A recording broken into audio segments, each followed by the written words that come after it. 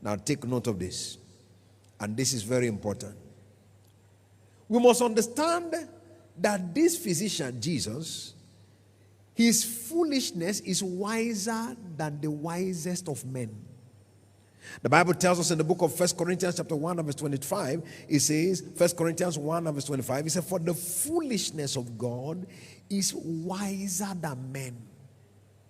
So, the foolishness of him, this physician, is greater than the wisest of men.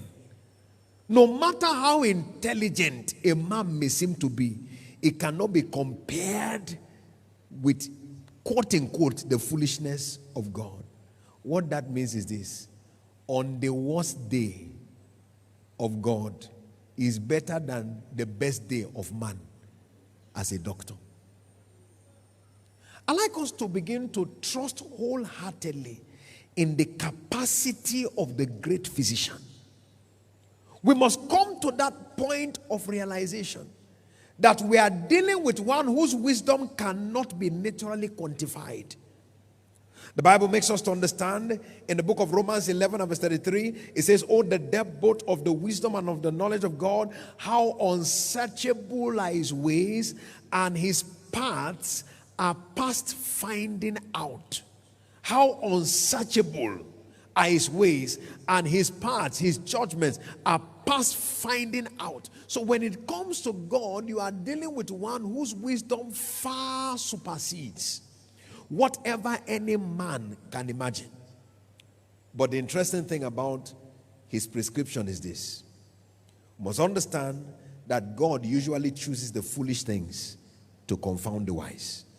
1 Corinthians chapter 1 verse 27.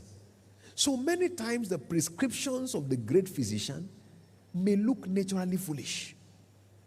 They may look naturally foolish. How can this be? How can this be? What kind of situation is this? It may look foolish to man, but therein is the wisdom of God hidden. The wisdom of God is hidden in the fact that he makes the foolish things to confound the wise. That is why most of the times you discover that the prescriptions of Jesus look very foolish.